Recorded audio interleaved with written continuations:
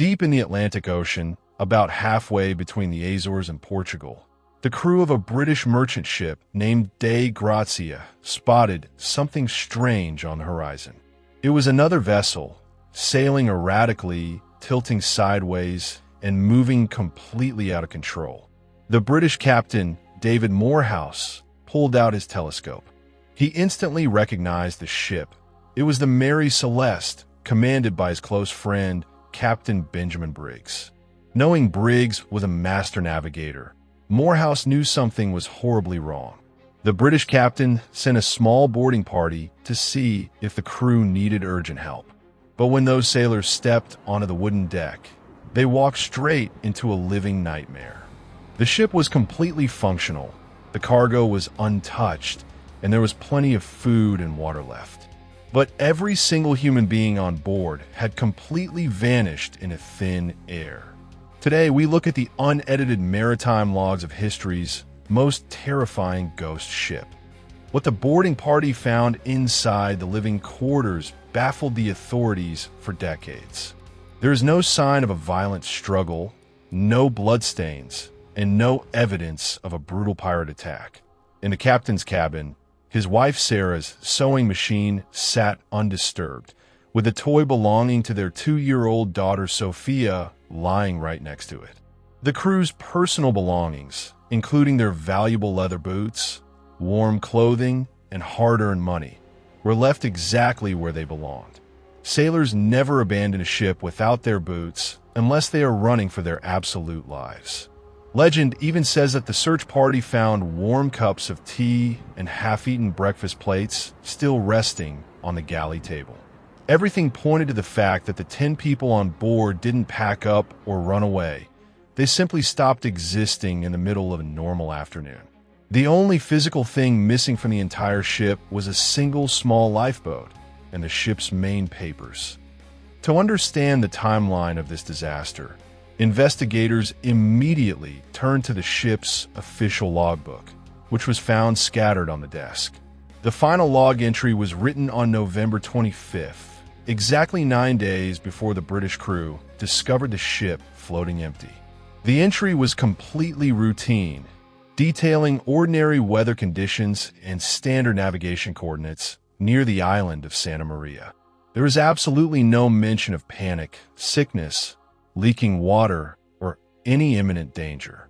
For 9 whole days, the Mary Celeste had traveled nearly 400 miles across the treacherous Atlantic Ocean completely on its own, maintaining a steady direction without a single human hand touching the steering wheel.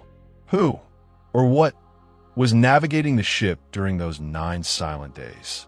Did the crew vanish right after that final entry? Or did they live on the ship for days, trapped in a silence we can only imagine? When the British crew sailed the empty Mary Celeste into the port of Gibraltar, they expected a massive financial reward for saving the ship. Instead, they walked into a trap. The Attorney General of Gibraltar, Frederick Flood, suspected foul play. He launched a brutal, months-long Canuni inquiry, accusing the British crew of murdering Captain Briggs and his family to claim the insurance salvage money.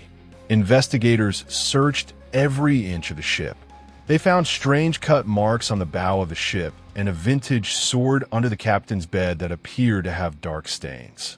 Wild rumors of mutiny, drunken violence, and mass murder filled the newspapers worldwide. However, after intensive scientific testing, the stains on the sword turned out to be simple rust, and the marks on the ship were just normal wear and tear from the ocean waves. The British crew was eventually cleared of all charges, but the dark cloud of suspicion remained forever. With murder ruled out, scientists turned to the physical evidence left inside the lower belly of the ship. The Mary Celeste was carrying a highly volatile cargo, 1,700 barrels of industrial alcohol, meant for fortifying wines in Europe. When investigators counted the barrels during the trial, they noticed a critical detail. 9 of the wooden barrels were completely empty. This led to the most logical, terrifying modern theory. The alcohol had leaked out into the dark, unventilated hold, creating invisible, toxic, and highly explosive chemical fumes. Deep in the quiet ocean, the ship's timbers began to rumble as the gas expanded. Fearing an imminent explosion that would blow the ship and his family to pieces, Captain Briggs likely panicked. He ordered everyone into the small lifeboat immediately, without even waiting to gather their shoes, navigating equipment, or heavy coats. In their rush to escape the invisible gas, the crew made a fatal mistake. They tied the small lifeboat to the main ship using the ship's main halyard rope, planning to float at a safe distance behind the Mary Celeste until the toxic air cleared out. But the Atlantic Ocean is highly unpredictable. While the 10 people were huddled in the tiny, cramped rowboat, a sudden, violent ocean squall hit the area. In the chaos of the crashing waves and blinding rain, the thick rope connecting the lifeboat to the massive vessel suddenly snapped. Because the main ship had its sails set, the high winds caught the Mary Celeste and dragged it away at high speed. The crew, stranded in a tiny wooden rowboat without food, fresh water, or shoes, were left completely helpless. They watched their only home sail away into the gray horizon, leaving them to be slowly swallowed by the Atlantic void.